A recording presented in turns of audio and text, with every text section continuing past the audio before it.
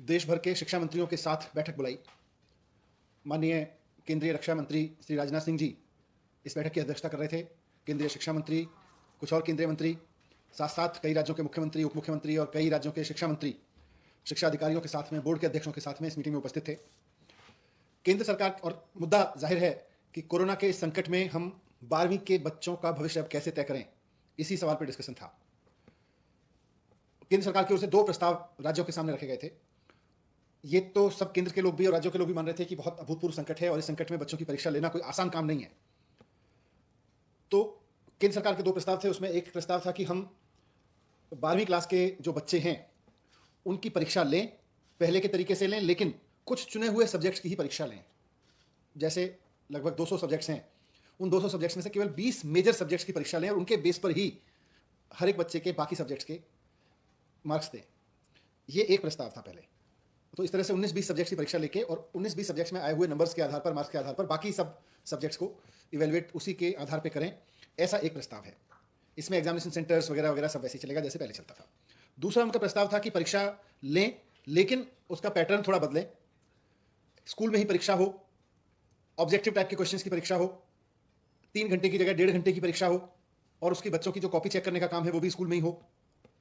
तो ये उनका दूसरा प्रस्ताव था। और उसमें यह भी है कि बच्चों के सारे सब्जेक्ट्स की परीक्षा ना हो, लेकिन बच्चे तय कर लें कि उनको कौन से 4 सब्जेक्ट की परीक्षा देनी है या 3 सब्जेक्ट की परीक्षा देनी है। ये उनका ऑप्शन भी था। देश के अलग अलग राज्यों के शिक्षा मंत्रियों ने अपनी अपनी राय रखी।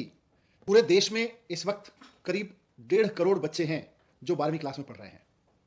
इन 1.5 करोड़ बच्चों के पेरेंट्स, इनके टीचर्स और खुद ये बच्चे सबके सब बहुत उम्मीद भरी निगाहों से सरकारों की ओर देख रहे हैं और खासतौर से केंद्र सरकार की ओर देख रहे हैं कि केंद्र सरकार परीक्षाओं के बारे में कोई निर्णय ले, ताकि 12वीं की जो ये क्लास है ये इतनी लंबी होती चली जा रही है, आगे बढ़ती जा रही है, आगे बढ़ती जा रही है, ये 12वीं की क्लास से आगे उनको बढ़ने का मौका मिले। एक ऐसे समय में ये सब बात हो रही है, आज जो चर्चा हुई, जब हमारे पास रोजाना 2.5 लाख केस आ रहे पूरे देश में, लगभग इस समय भी देश के बहुत सारे गांवों से किस तरह की स्थिति है, किस तरह की बॉडीज मिल रही हैं, वो हम सब मीडिया पे, सोशल मीडिया पे देख रहे हैं। हमारे सामने बार बार ये बात भी आ रही है कि तीसरी वेव भी आ सकती है और ये बात बार बार कही जा रही है अलग अलग सेक्टर से कि तीसरी वेव अगर आती है तो बच्चों को सबसे ज्यादा नुकसान पहुंचाएगी तीसरी वेव। बच्चों की सेहत से, बच्चों की सुरक्षा से खिलवाड़ करके हमें परीक्षा पूरा करने का शौक नहीं पूरा करना चाहिए। शिक्षण संस्थाएं, शिक्षा व्यवस्था अपनी एक अलग कंपल्सन रखती है।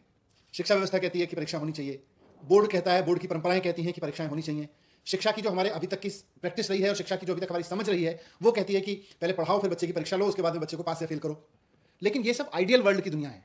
प्रैक्टिकल वर्ल्ड में आज आपके बीच में रोजाना 2.5 लाख लोग कोरोना से संक्रमित हो रहे हैं और तीसरी वेव के बारे में कहा जा रहा है कि बच्चों से आ सकती है, बच्चों में ज्यादा आ सकती है। तो इसलिए सरकार किसी भी तरह की परीक्षा कराए जाने के पक्ष में नहीं है। दिल्ली सरकार ने केंद्र सरकार को भी आज कहा, हम उनको चिट्ठी भी लिख के कहेंगे कि ये दोनों ऑप्शन परीक्षा कराने के ऑप्शन हैं, लेकिन हमारी राय में ये वक्त परीक्षा कराने का नहीं है।